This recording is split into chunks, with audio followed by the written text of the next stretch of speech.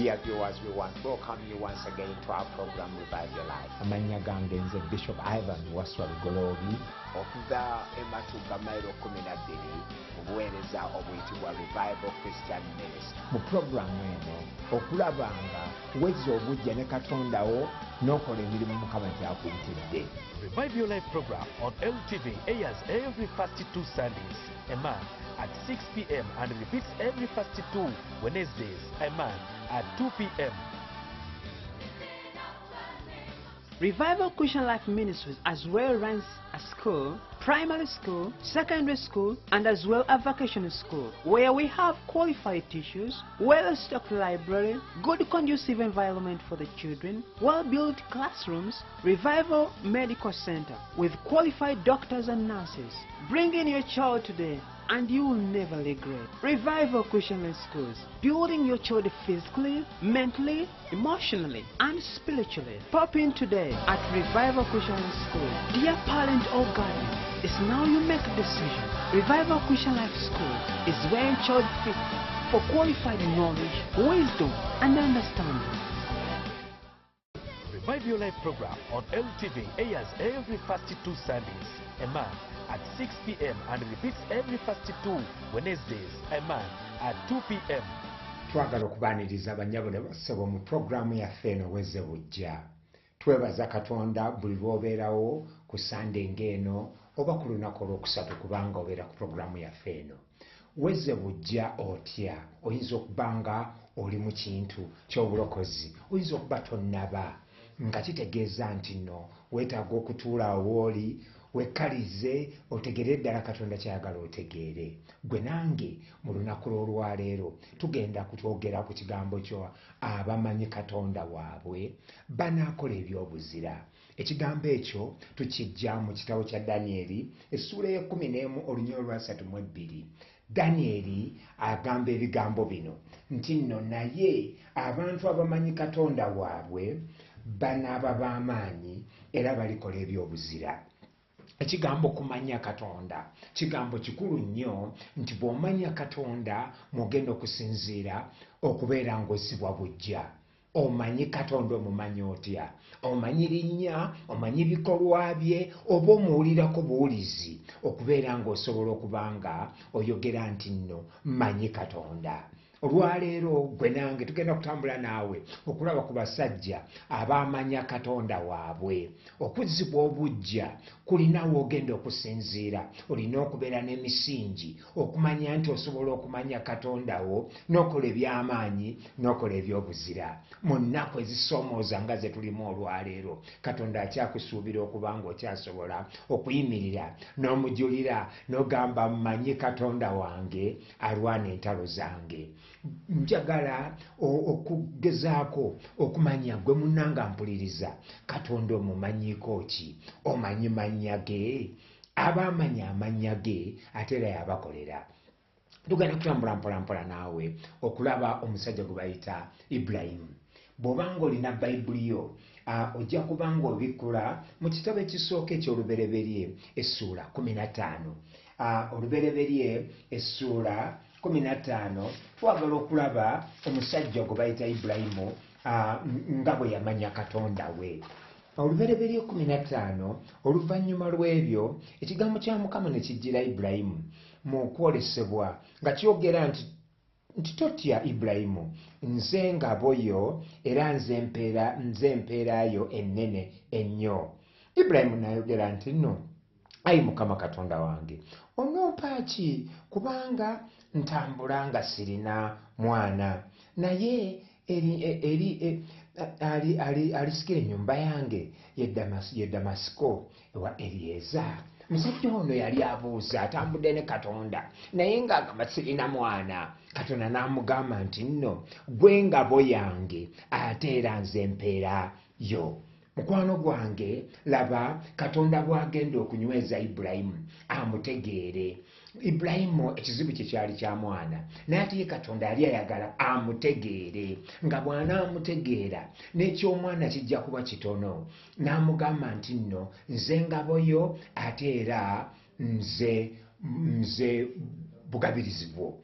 Olwaleero tandika okulaba Ibulayimu abeera mwesigwa. Mu sura 15 tulaba Ibulayimu ng'atandika okugondera Katonda kyamugambye nga agamba nze byonna mu byonna. Katonda yeeyanjula eri Ibulayimu ng'atandika n'erinnya erisookerwako lye tuyita El Shaddai. Ye Katonda alina byonna, ye Katonda omuyinza wa byonna. Katonda nga yali tayagala Ibulayimu atunuulire bunafu bwe bwa butaba na mwana, naye yali ayagala ateeka amaaso ku ye. Katonda alina byonna era omuyinza w'ebintu byonna. Mukwano gwange olwaleero Katonda omumanyi otya?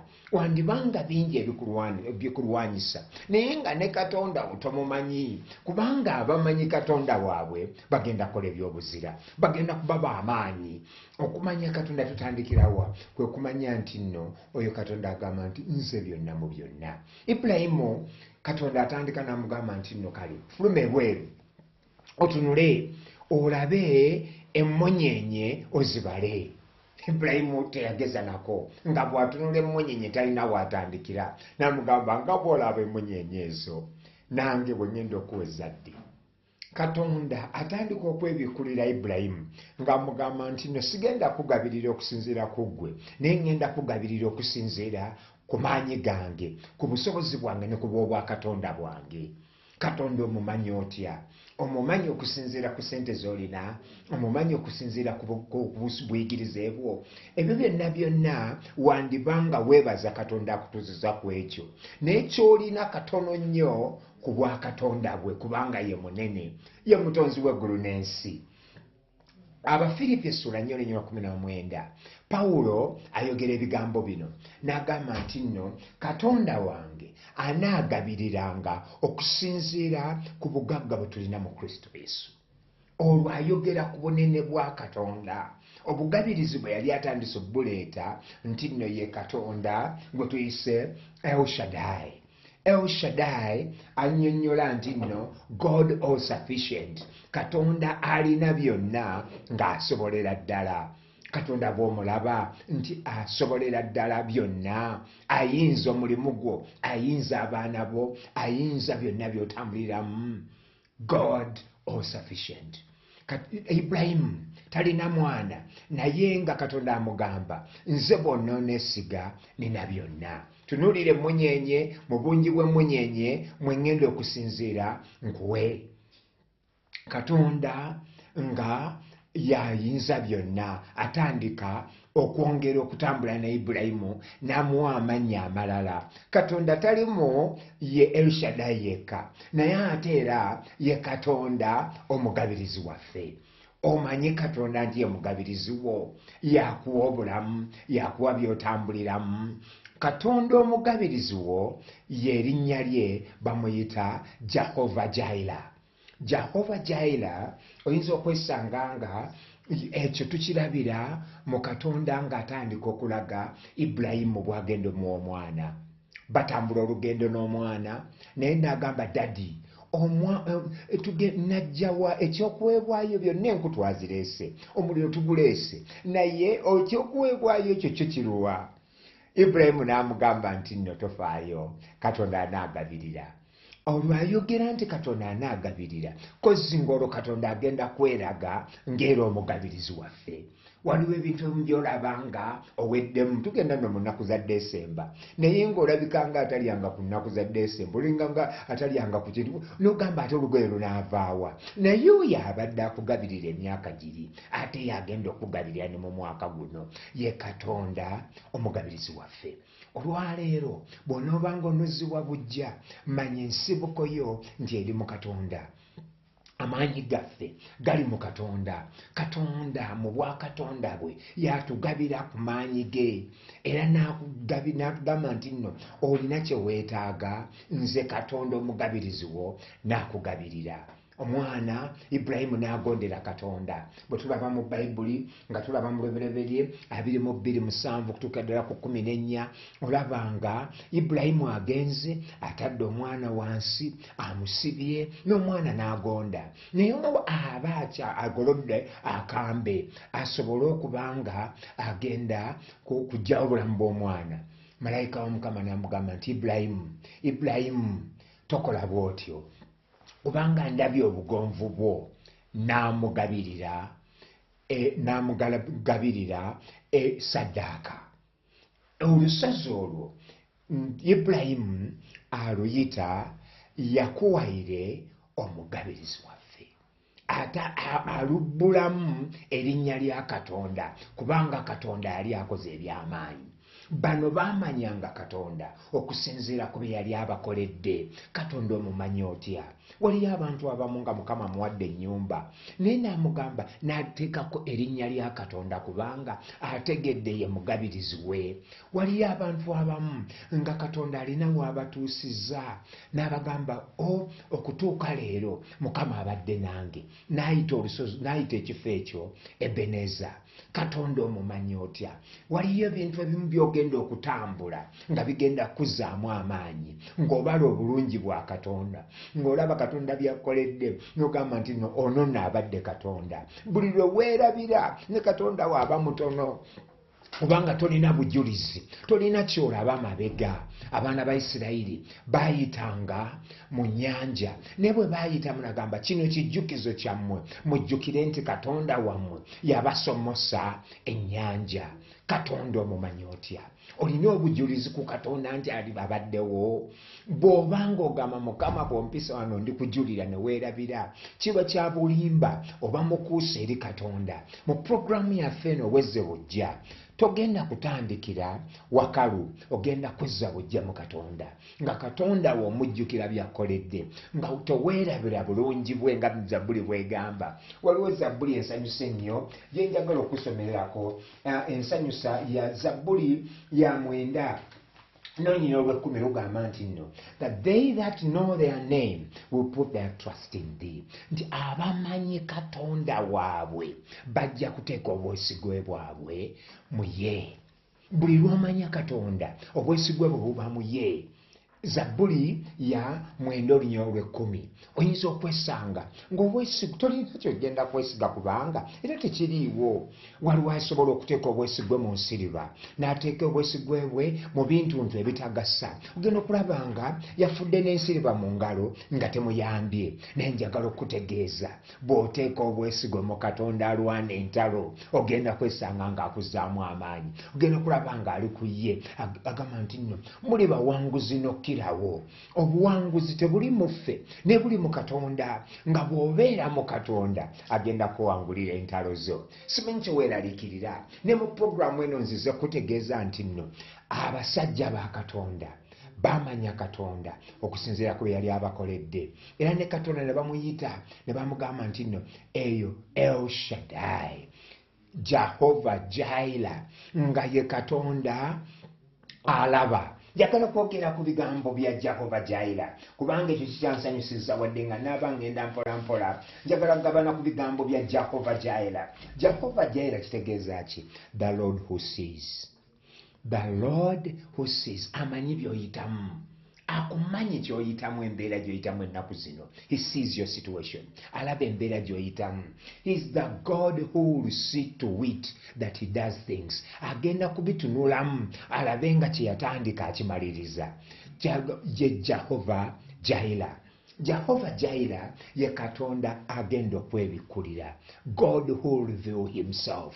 Jehovah Jireh yebikula eri omusajja ono Ibulayimu ng'alabye embeera y'okubanga agenda okugyawo omwana we n'amugamba tokikola. N'alaba nga amuwa saddaaka endala, n'alaba nga amununula. Ssebo nnyaba mpuliriza era ndaba, njagala okutegeeza saddaaka gye yaleeta mu ndagaano empya yali Yesu Kristo.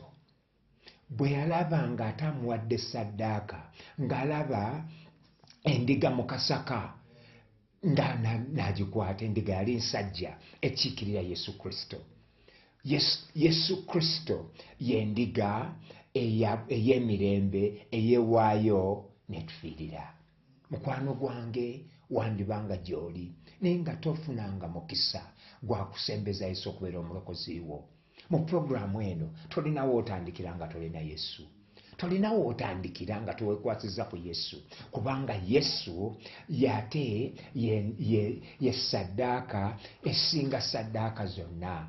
Katonda ne yeebikula Ibulayimu n'amulaga endiga, era bwe yagiraba n'agiwaayo, era bwe yamala ogiwaayo ekifo ekyo n'akyawula ku bifo ebirala byonna era n'aliwa erinnya, kubanga yakuwaire yali amuwadde saddaaka. Oyinza okwesanga ng'ozimbye ennyumba yo zibadde ssente zo neeweebaza Katonda, gabadde maanyi go, naye kikukakatako bw'oba mukkiriza okumanya ani akuwadde ebyo. Emmotoka yiyo naye wali ogiwaddeyo eri Mukama n'ogamba nti nno byonna mbifunye, naye ate ono abadde Katonda. Bangi ennaku zino tulina ennaku nnyingi ng'ofunye abaana naye ng'abaana nno babo bayita babo, naye jjukira mu byawandiikibwa abaana ba Mukama, era olina okujjukira okumanya eyakuwa abaana, era ne bwaba bagenze n'ojjukira nti yeyakuwa ate yabaggyeewo. Ekyo kikuleetera okuba ng'olina essuubi. Ebigambo ebyo olwaleero bye twagala okusimbako essira. Katonda omumanyi otya? Danyeri yagamba abamanyi Katonda waabwe banaakola ebyobuzira. Katonda omumanyi otya? Oyo eyakununula nga ababbi bazze n'okoola erinnya lya Mukama ne batalantuka bonna ne bagwa n'ebigo, oye Katonda nga balina n'emmundu naye ne batasobola kutta, oyo be bamanyi Katonda waabwe. Omanyi omumanyi otya? Buli muntu alina bw'amanyi Katonda we. Sobola kugamba bwe mumanyi bw'omumanyi. Waliyo n'omu nga teyasoma, nga n'ebigambo by'okusoma Bayibuli tasobola bisoma, naye nga bw'awuliriza abanga abyesomedde ate n'asinga n'abaasoma, oyo naye amanyi Katonda we mu ngeri ye.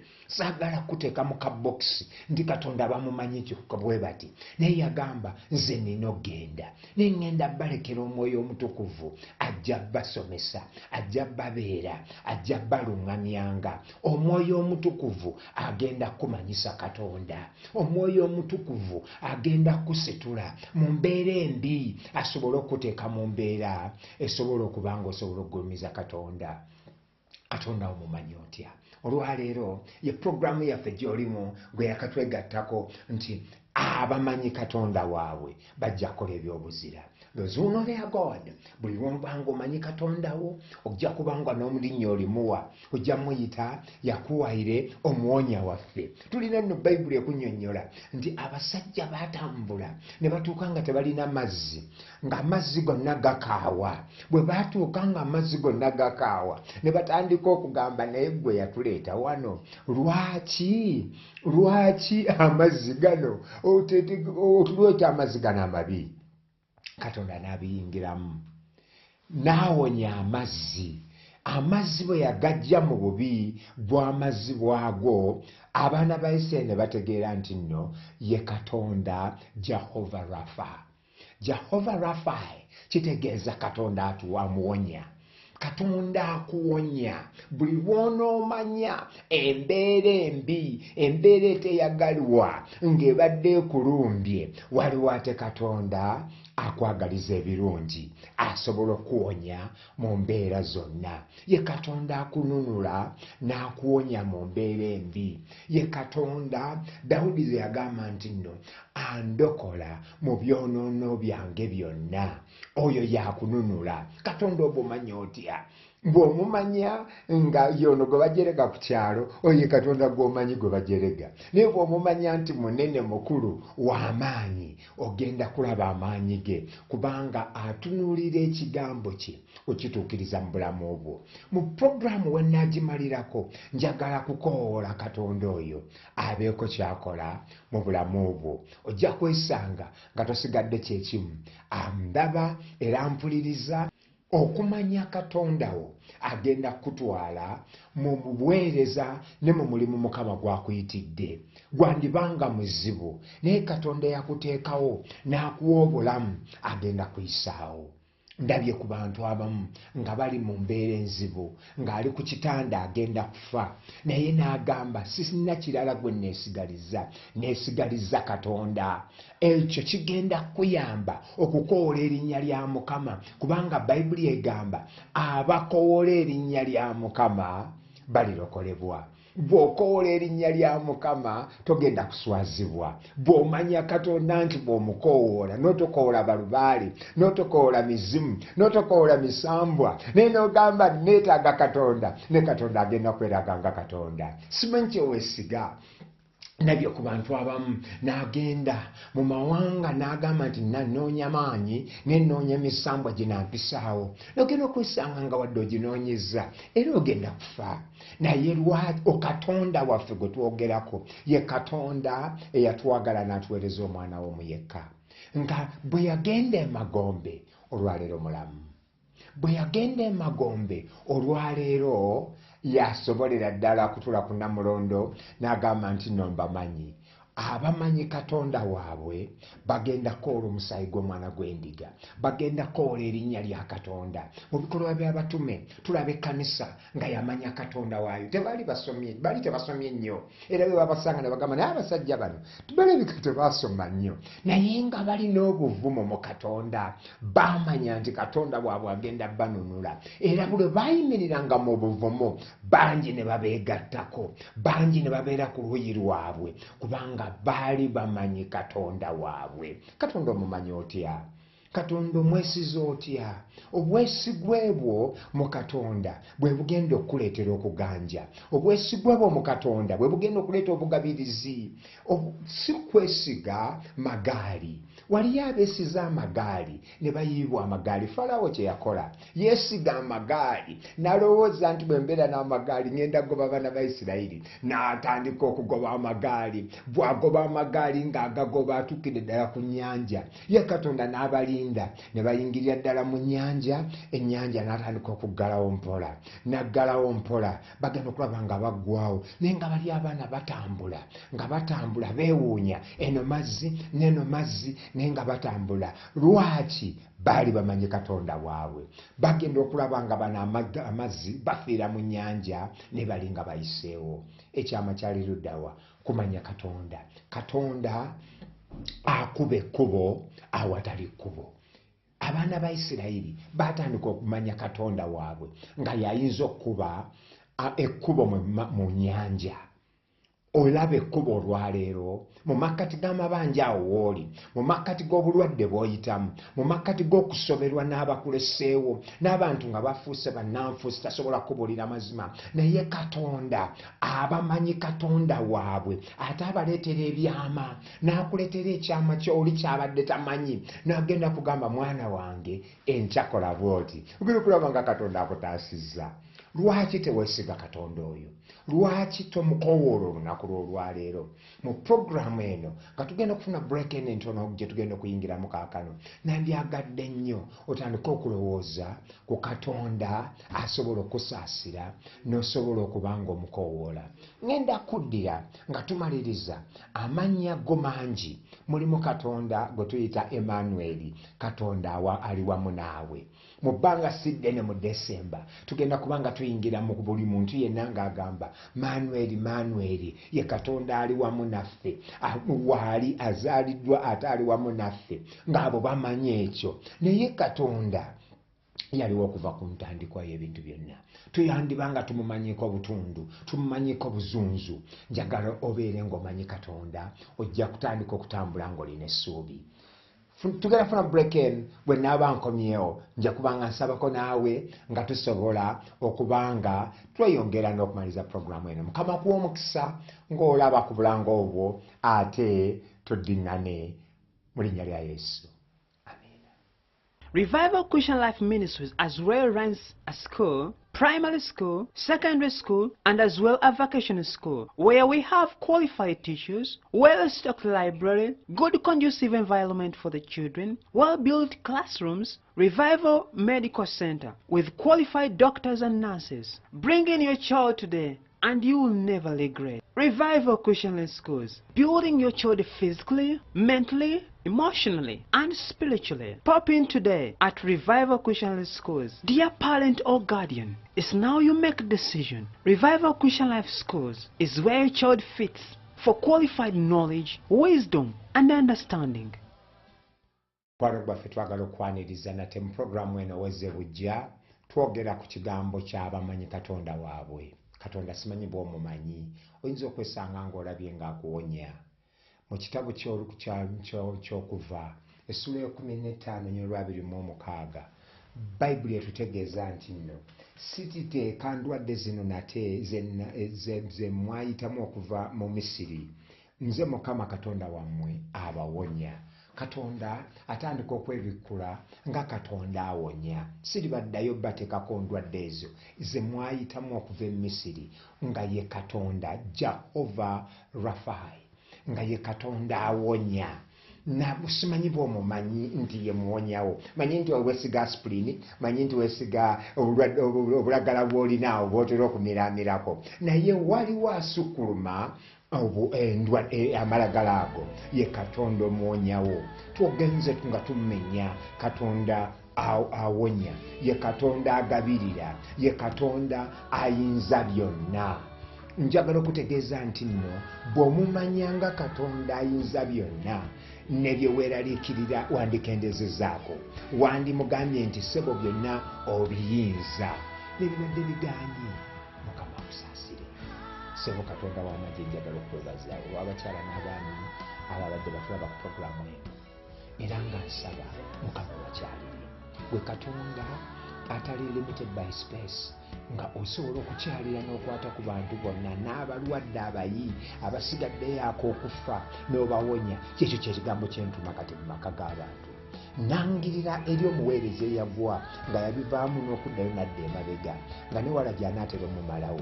Nsaba Mukama Katonda wange wabeewo ajjukira omukono gwa Katonda mu bulamu bwe. Mukama baako bw'ojjukiza nti w'oli era okyakola. Gw'alonda abapulezidenti n'abamu bwe babadde tebasuubira nti tebalina magezi ne bafuuka abapulezidenti, gwe Katonda alonda. Kyemba nsaba Ayi Ssebo Katonda w'amagye, yambaza amaanyi abantu abalaba puroguramu eno, era Mukama obasisinkane obaw'amaanyi okusobola okumanya nti tulina Katonda, ye Katonda bendera yaffe. Nsaba bendera yeerabisibwe eri amaka n'abakyala bonna n'abaami abalaba puroguramu eno, mu linnya lya Yesu Kristo Mukama waffe, amiina. Njagala okusiibuliraawo. Of our Lord Jesus Christ on our broadcast today. It's a great privilege and honor to introduce you to some of our new books we have in stock. And the new book we have on stock is Fresh Anointing. This book teaches us how to continually and consistently enter into fresh anointing for God's purposes. Many of us are doing things which are not in line with God's calling, but God is calling us to do the work He has separated us for fresh anointing. Fresh anointing is very important because everybody needs a new oil to fulfill God's purpose.